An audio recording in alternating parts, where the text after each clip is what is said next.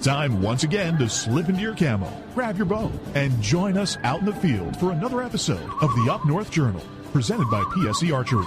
The Up North Journal crew is knocked and ready to rock for another exciting adventure. So let's step outside and hit the trail.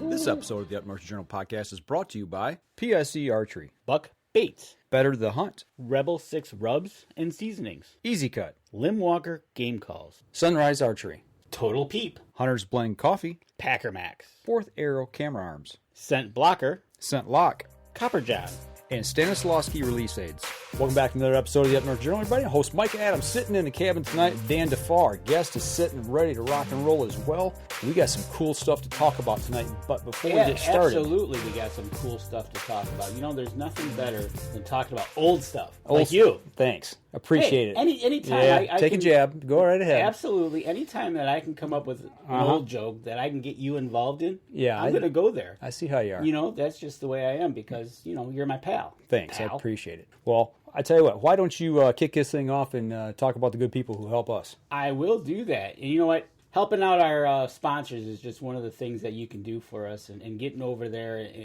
and checking their what they have to offer and maybe buying something helps us help them, and they help us. So it kind of works twofold. But you know what? If you want to really help us, you know, for dinner today I had some salmon. Mm-hmm. It wouldn't have been right if I didn't have Rebel 6 Rubs on it. Absolutely. And if you want a promo code, how about 20% off your order? If you go over to their website, rebel6rubs.com, and you use the promo code NorthJournal, you'll get 20% off when you check out. But that's not it. Buck Baits. We're going to have him on the show coming up towards the end of the month, it looks like. As long as we nail it down, we're going to have Buck Baits on the show. And if you'd like to get a 20% off your order over there, go over to buckbaits.com, use the promo code UpNorthJournal, and you'll get 20% off over there. I tell you what, we're drinking our Hunter's Blend coffee here. I had some Hunter's Blend coffee yesterday morning as I was shooting my bow out in the backyard with the sun rising. Hey, if you go over there, you can get 10% off your order. HuntersBlendCoffee.com. Use the promo code capital UNJ, get 10% off. You can see it right there on the banner. That's the promo code. Use that when you check out, save 10%. So, well, what do you think? You ready to just get into it tonight? Well, since we're going to be talking about something old. Thanks. That's the way you're going to treat me, huh? Well, Tammy wants you to cut my mic. I can do that. I know you can. Well, I tell you what, we've been talking about it a little bit here. Yeah, we shared the story on. It came out. We shared it on Facebook, and then you were able to hook up. Yeah, and then you see it right there on the banner. That's the promo. And our guest, he was sitting in the wings, just brought your mic up. You're going to have to kill your audio on your end there if you don't mind, because we're getting feedback off of that. There we go, cool. But none other than the Michael Bleau himself, the man who found the old set of elk antlers and skull here locally. Welcome to the show, Michael. Hey guys, how you doing? Thanks for having me. Doing great, man. Thanks for taking time out of your Sunday evening to sit down with us and talk about old stuff besides me, I guess. Thanks, Danny. Yeah, you got plenty of white in my beard. Yeah, there you go. Well, you know, actually, we talked a little bit about it, and you and I are close to the same age. So, Danny, you better watch out. You're going to get ganged up on here real quick. Okay, you two old guys. But, Mike, you know, it's a pleasure to have you on the show, and it's one of those things that, not going to lie, this is like finding a needle in a haystack, or a needle in a lake, I guess. Yeah, or a drop of water in the ocean. Drop of water in the ocean, right? How did you find this thing? Let's start there. Let's get the story behind how you found it. Yeah, so we have like a swim platform on a couple pontoons underneath the deck and some stairs, ladder, and we anchored off about 20 meters off the shore, and it drifted where we didn't want it, so we wanted to move it. So we were basically pulling up the two anchor lines, and they're basically just 50-pound blocks. And we got the first one up, no problem. Second one, we couldn't pull it up. There's three of us on there, myself, my son, and his fiancée, Josh and Bailey. So we had our backs into it, and finally it broke loose, and great. So we just pulled it up enough off the bottom so we could drift. And I looked over the edge, and I saw what looked like the trunk of a tree. So I said, guys, we got to pull this all the way up and get it off. And by then, Bailey jumped in the water, so Josh and I pull it up. And she swims over to help me get it off the rope, and we realized what it is, and she was freaked out because she was in the water near it. And at that point, it was covered with this really slick black, almost like graphite powder and grease from the bottom. So it was completely black, and the surprising thing is that there was only one loop of rope around one of the antler tines. That was the only thing holding on to it. Wow. And we got it up on top of the swim dock and just said, okay, this is crazy. All the other kids in the water were screaming. They thought it was cool. And we finished moving the dock, and then we put it on the boat and took it in. And what we knew it wasn't a deer. Wasn't really sure what it was. Looked, like it could have been Al. So we just rinsed it off and started trying to reach out to people who might know what it is or can figure out how old it was and, if there's anything that we should do with it to care for it. Wow. I got a picture of it. It's your son and his girlfriend. They're holding this thing up. And that's the lake behind them there where you found this at. Okay, it's a private lake here in the local area.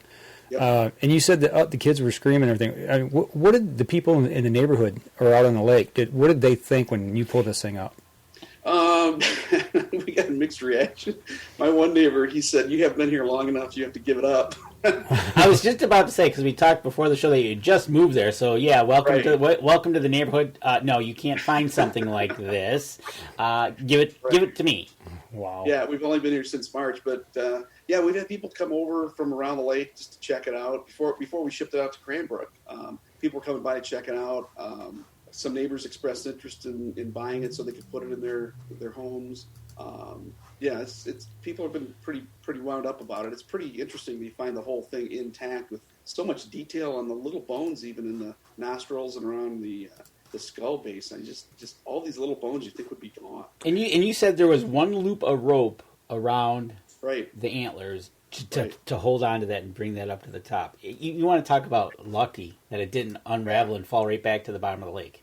Oh yeah, I don't know how it didn't. I mean, it was just literally one rotation. That was it. Yeah, that's awesome because okay, I have to ask: did other people go back down looking for more?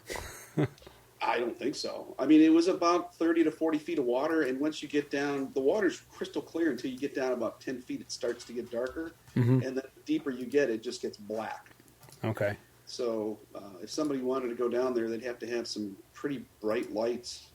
Bright lights and some diving gear, and just you're going to go down there and feel. And depending on how, it would be interesting to kind of know how this was sitting down there to get the one loop of rope on it to get it hooked. Yeah. Because was it sitting upright? Was it sitting half in, half out of the mud? Because like you said, that muck at the bottom of the lake is you can't walk in that if you could because you sink like nothing into it. But yeah, the amazing detail that it's preserved. Is your lake there being that deep, is it a cold lake that it would preserve it this way, or?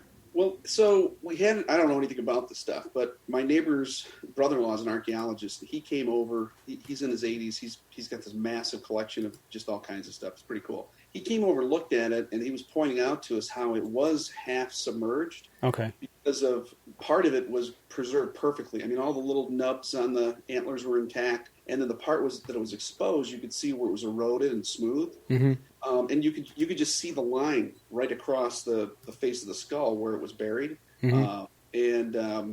So yeah, he was pretty excited about that. But he said at that depth, it's such low oxygen, even when you get under that muck, that it preserves pretty much anything. Okay. Really? Okay. Wow, simply incredible. I wondered, did they think it obviously probably fell through the ice at some point? Is probably how it wound up down at the bottom of that lake, they think? That's what a couple of people have suggested. Mm-hmm. That's the only thing I could think of. Why it would be out that far, right? I don't think anybody went out there to drop off a deer an elk skull. In the summer and got a cramp. Who knows? Right.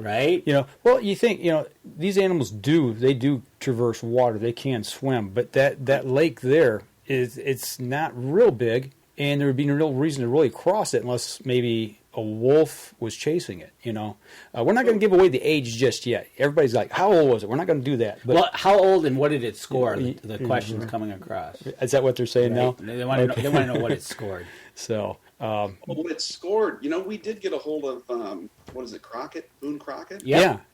Yeah, so they were going to score it, but they wanted it to dry for so many months. Yes, and when we talked to Cranbrook, they said keep it wet because the process they have to do to save it is to have it stay wet the way we found it. Mm-hmm. Now, since then, they've preserved it so it could get scored. Okay. But I don't know if they're going to want to do that still. I'm sure that when we get to the age, I'm sure why wouldn't you? Just for Right. the sole purpose of, because the whole other part of this is being in the southern Michigan. When was the last time there was elk down here? Right. Right. It's that's the whole point. That's the whole point. Yeah. Is the elk range that we have today Is like Gaylord. is Gaylord, Yeah. northern Michigan up. There's Right. no elk down here, so that's telling you that we're looking at something with an age factor that's pretty old itself. Right. And that's why this is so cool, because Right. it's in southern Michigan and we haven't had elk here in ages. Right. So Right. it's something that you don't see every day. But and what's interesting, what kind of struck me with this, I mean, when I saw the article originally, and I said, found out that it was so local, I knew we had to reach out to you and try to get you on the show to talk about it. But I want to say this is like the third, maybe the fourth elk skull that's been found around Michigan, like in similar instances like this in the last 5-6 years, I think. So it's like all of a sudden we're starting to see a little more of this activity of where these things are starting to reappear, kind of. So One of the pretty cool. questions we do have, do you know the age of the lake that you're on? Does it match that the lake was there back when this elk was living? So, kind of, because it's, from what we've been told, it's a glacier lake. It was formed back during the Ice Age. Okay. Because it's a basin lake, it's deep. And it drops off. It's like somebody just took a mountain and shoved it in the ground. Oh, It okay. drops off so quickly. We have about 20 foot on our side of the lake. There's about 20 feet of a shelf there where you could have maybe 4 feet of water, 5 feet of water, and then it drops off to like 30 feet immediately, and then it drops down to 40 and 60 and in different areas. Somebody's told me it's been up to 90 feet that they've seen on their fish finder, but that seems really deep. So I don't know yet, but that's what we've been told. Okay. And most of the edges of the lake, it just drops off right at the shoreline. It just falls off.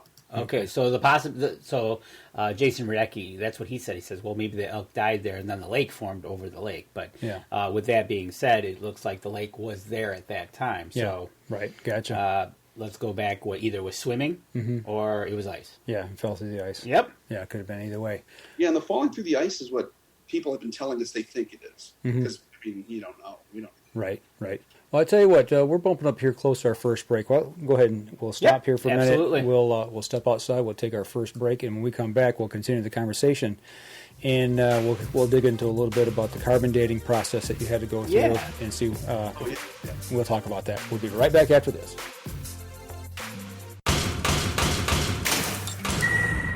PSE Archery has reinvented the way you buy bows. From now on, you can make the most educated decision possible. By basing your bow choice specifically on your shooting needs and goals. All you need to do is ask yourself, what kind of shooter am I? What do I want to achieve? PSE will help find the right category for you. So, what kind of shooter are you? Find out at psearchery.com.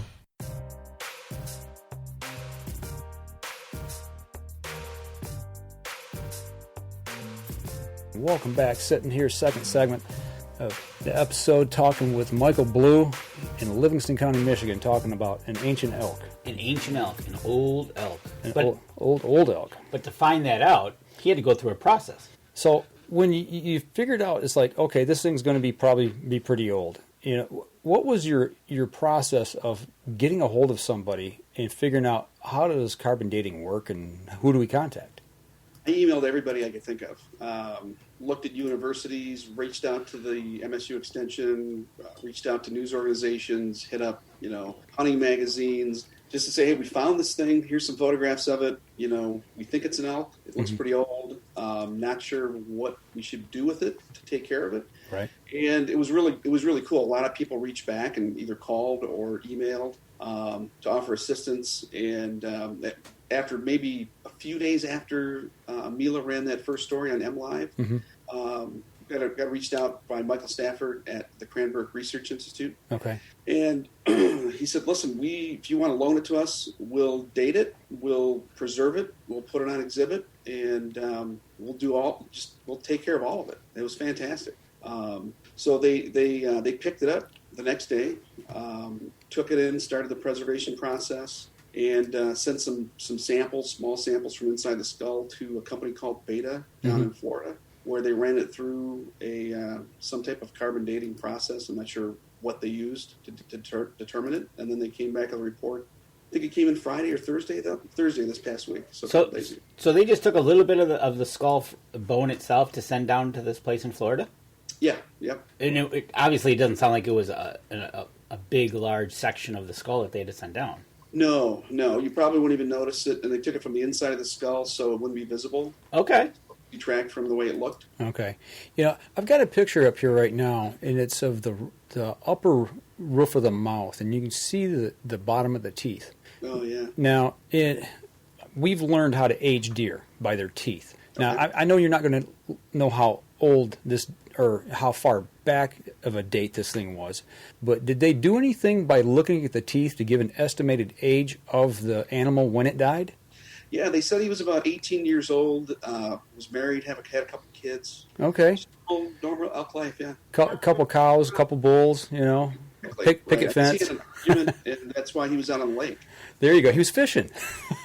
Yeah, right. No, they, as far as I know, they haven't done that. Okay. That would be pretty interesting if they could determine how old the animal was when it fell in the water and died. Yeah, I'm just looking at the dentin there on the bottom. I mean, just the wear. I can't tell if that's silt that's crammed in there, or if it's wear or what. But that's kind of the way we do deer when we take a deer. You can look at the determine the age by the wear of the teeth. And I just wondered if they did that. Yeah, I don't know. That's a question I can ask him if that's something they're planning on doing. I mean, all the teeth were in, except for one tooth. All the upper teeth were there. So he cared for himself, his dental. Absolutely. Health. He had a good dental plan in southern Michigan. Yeah, that's good. That's good stuff. Very interesting. So so they come and they pick it up. We saw the picture of that. They loaded it into this van. They take it away. And how long was it before you got results back? It was maybe 2.5 weeks. Wow, that's quick. That is quick. Okay. And you said that they preserved it. Do you know what they did as far as the process of what they did to make sure that this thing didn't deteriorate any further? So they explain they soak it in this chemical, and then they continue to brush it and spray it with this chemical. I think it's acrylate. Okay. I'd have to look up an email and see what it says. But anyway, it's kind of like a wax, and it ends up expelling. It penetrates the bone, expels water, and replaces any cavities with itself. Okay. So it petrifies the bone and the antler. I gotcha. Okay. Makes sense. And then for them doing this, you agreed to let them display this at the Cranbrook Institute? Yep. Okay. Yep. So I got to imagine, too, right now with COVID, there's no way that anybody can get in there to see this, right? Well, they're going to open it up to members in August, and I think by the end of August, early September, it's going to be open to the public. Okay, I gotcha. They're planning on having the elk in their lobby. So. Oh, right in the very front when you go in. That is awesome. Now, for those that are watching the show that live in the area, or maybe somebody that lives here in the Midwest, and they kind of know the general area, but explain to them where the Cranbrook Institute is, that they might be able to take a look at this. I'd have to look it up. I think it's in Bloomfield. It's down in Bloomfield Hills, I do believe, if I remember my directions right for Cranbrook. But yeah, so I think it's right over near the Detroit Zoo, right in that area. Okay. And it's very nice of them to offer to have that put right in their lobby. I mean, that's just, they're not just going to hide it down the hall, turn right, look up, there it is. But they're going to have it right in their lobby. That just it's a cool factor to see something of this magnitude that really, it sounds like almost was a fluke to be found.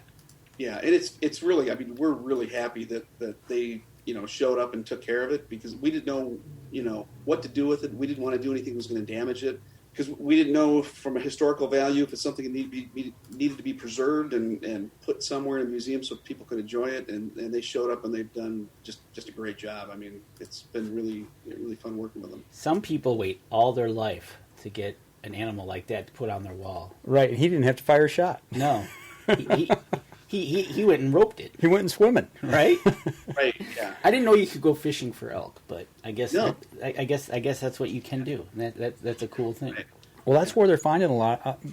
Most of the ones I've heard about, that's what they're finding them in, is in these lakes. And it makes sense, like you said, that's a deep lake, and it was in the muck, and it was preserved. And if it was laying out, in the open, or even buried in the ground a little bit, it's going to deteriorate. And that's the thing. And this is one of the things that has been found. Mm-hmm. Think about what's down there that hasn't been found. Exactly. Right. I don't know if I want to go poking around in there because we might tip off something that's still swimming around there that there's some fresh meat on the surface. Yeah, right. Right. You got a Leviathan down there or something, I tell you what, there's a little thing down there. We're going to start calling it Sully. Right. Well, then you'd be famous again. Creating your own Loch Ness. Way to go. Yeah, freshwater megalodon shark, something crazy. Who knows? We never knew it was there. Right. There are some pike, so I don't know how big they get, but there's some pike in that water. The pike can get big. If you got muskie, they can get bigger. Especially with deep water and cold water. Yeah, there's definitely some big pike in there for sure because depending on if it's mostly private lake, there isn't much fishing there. So, right. Yeah, those pike can get pretty big, no doubt about it. I tell you what, let's just run this segment here just a little bit short because I know everybody's probably still wanting to know how old this thing is. So let's take a break. Let's keep them on edge here for just a few more minutes. Absolutely, we can't tell everybody in the first segment. That'd just not be right. So we're going to step outside. We'll take our next break. We'll be right back after this. PSE Archery has always dominated the speed category. Now, the most revolutionary cam system ever to hit the market has perfected the shooting experience. Introducing PSE's Evolve Cam System, featuring extremely high let-off capabilities and the smoothest draw cycle in history. No other cam system has ever delivered this level of total comfort and total control. Experience PSE. Experience performance. Welcome back. Third segment of the show. We're still talking about the ancient elk, the elk that was found here locally in the mid-Michigan area by Michael Bleau. And we've been talking about how they carbon dated it and all of that. And actually in the commercial break, for those that are listening on the podcast, you need to go back and watch the live stream to see the photos of this thing because they're simply incredible, number one. But in the commercial break, we talked a little bit about when that time frame of when they went extinct here in this local area. Actually, it was Jason Radecki, and he chimed in here just a minute ago on the thread and said what?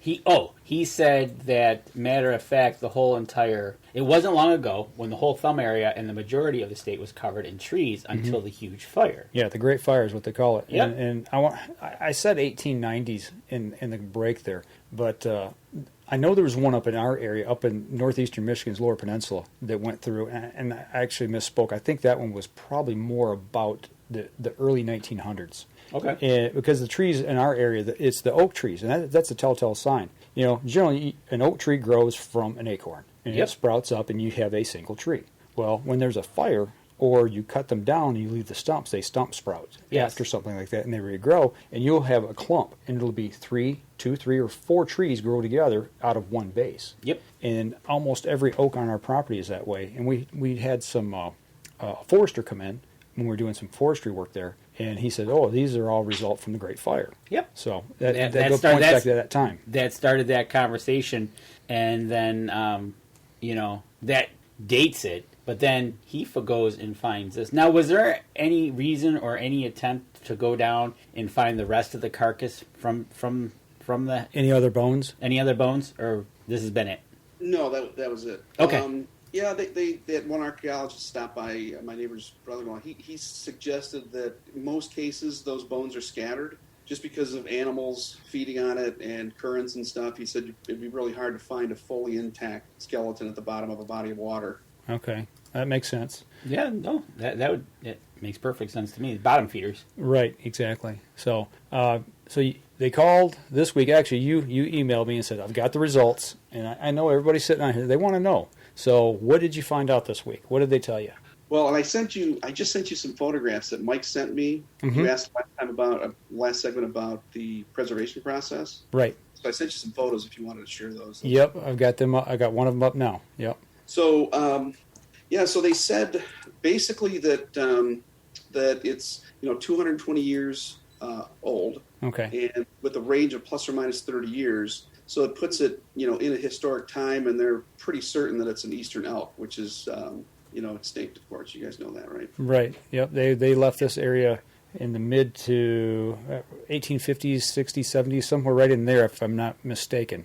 from what I do remember. And then they, and actually Danny and I, we talked about it at one point here recently, that they reintroduced elk here, and they came in the early 1900s via rail car. And they pushed them out of the railroad. Yeah, and we showed a picture of that. It was kind of cool. And it's actually up in the Wolverine area where they release these elk. And, that's Michigan's elk herd today. It started from that. Exactly. So we're talking about an animal 220 years ago.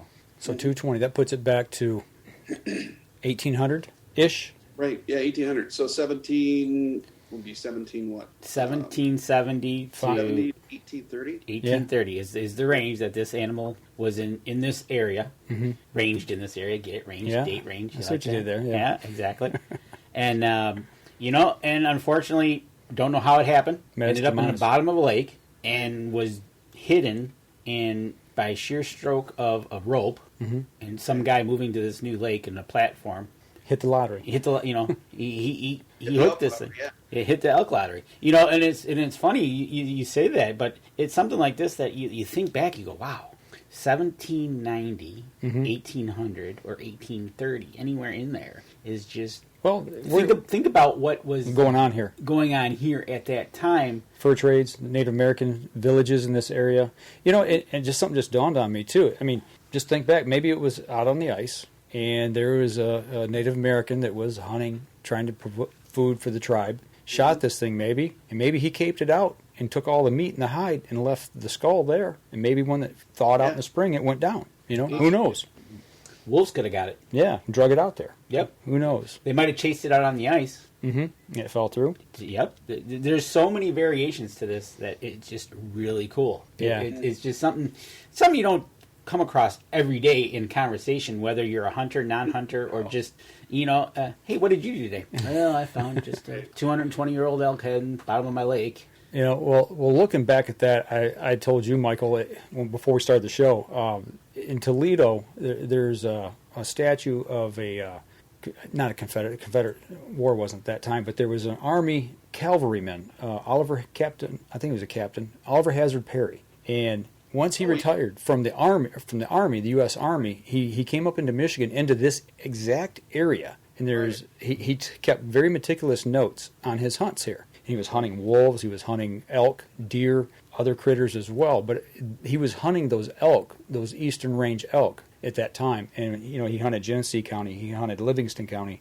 and Oakland County, and Tuscola County. I remember vividly that those were mentioned. So, he hunted just a little bit after probably that time frame of what that was carbon dated at, but it's the same elk, basically. So, which is kind of cool to think about that. Is that is it Commodore Perry's, the monument at the end of the street in Perrysburg? Yes, exactly. Okay. Yep. Right, I know what you're talking about. Yeah, actually there was a gentleman on Facebook that posted that this week and was making reference to it, and I believe he said that he had been told he was a distant relative, and he was actually there and took a picture of that and was talking about it, and I said, I've got a book about that man hunting in this area, which is kind of cool. That's awesome. Again, things that have happened years ago and being connected to present day. Yeah, and here we are talking about it. Yeah, exactly. And it's just not across the country. It's right in our back door. Right. So that is just amazing. It is awesome that, you find this and just, you get the right person, and I'm totally, it's awesome. I wouldn't let Cranbrook have it, I'll tell you that much. I would be like, no, you are not getting it. I say, we're hoping that after, Cranbrook, once they're, done exhibiting it, that there's other museums around Michigan that would like to share it and show it. We can loan it to. All right. Yeah, absolutely. Well, I'd get a replica made. I've got a couple questions on a little tangent of this, but I want to go ahead and take a break. That way we can finish this show on that topic when we come back. So we'll go ahead and run this one short as well, and when we come back, we'll discuss that my questions a little further here. So we're going to step outside, take our last break, and we'll be right back after this.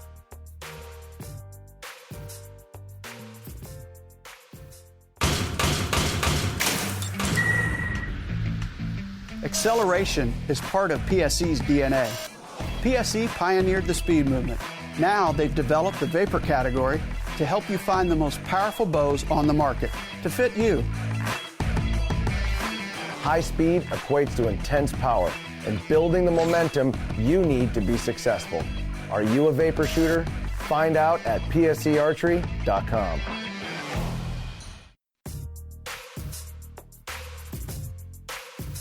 Welcome back. Last segment of the show. Talking about something that's a lot older than me. Go ahead. You got something smart to say about that? You're just going to let it sit there. You just. Okay. All right. You just said it all. Why do I Okay. have to put butter on that? Well, I thought you might want to put a little butter on it. No, that's okay. All right. You're like 20,000 days old too. So. Yeah. I turned 20,000 days old last week. Yeah. See. So. Oh man. But anyways, you had some questions for Mike about his elk head. Yeah. So looking forward, I mean, you and I had talked previously, and you had mentioned that some people have been approaching you about what's going to happen to it. Do you want to sell it? Things of that nature. But you just mentioned that you might send this thing on a little tour around the state of Michigan to some other museums. Can you talk a little bit about people approaching you with that? What did you think when somebody said, "Hey, I'd buy that"?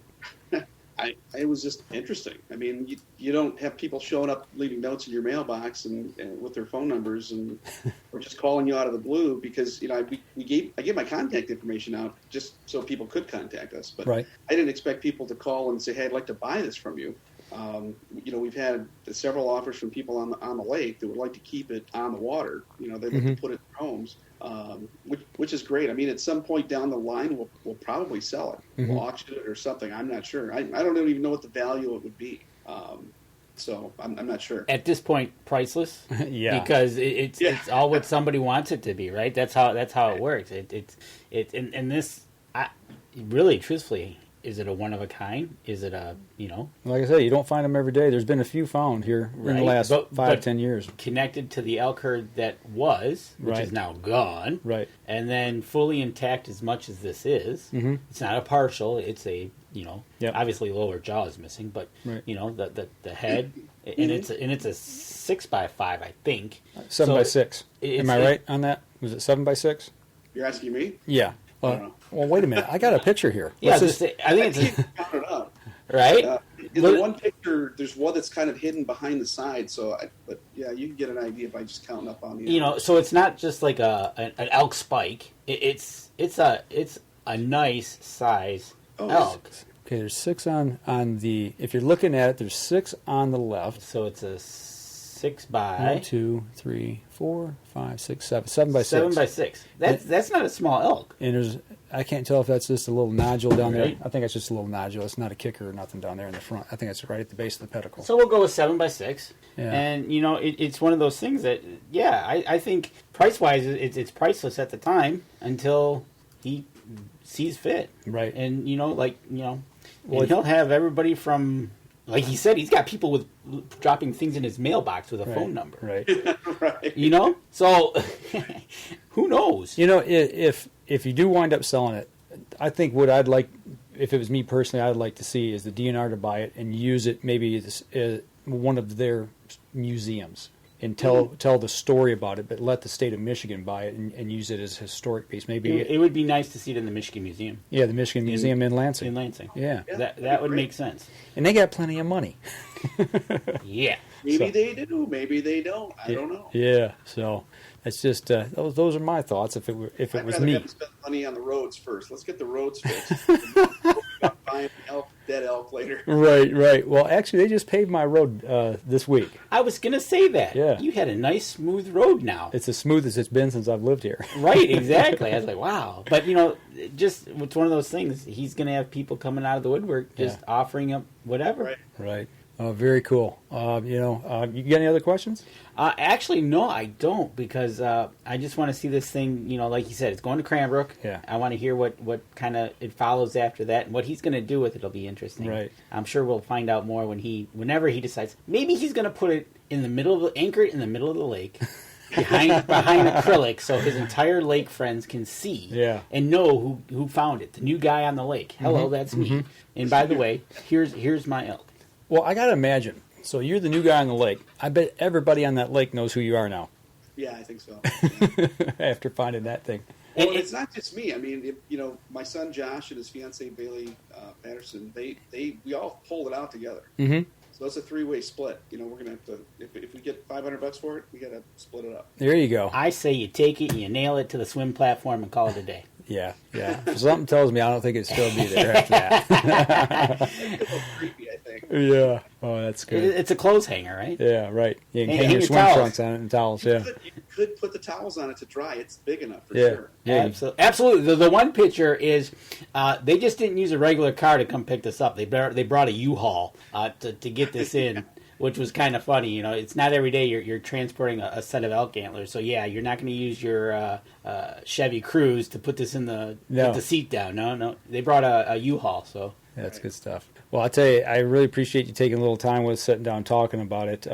If you hang on just a minute, we'll wrap up the podcast portion, and we'll stay online live for a few minutes to see if anybody has any questions. But for those of you on the podcast, the audio file here just does not do this justice. No. Go watch the live stream. This is one of those episodes you got to go to the live stream or see it on YouTube when we post it over there and see the pictures of this thing and see how well this was preserved at the bottom of the lake for 220 years, give or take. And it's a cool fact that just doesn't happen every day. No, and it happened in our backyard, so to speak.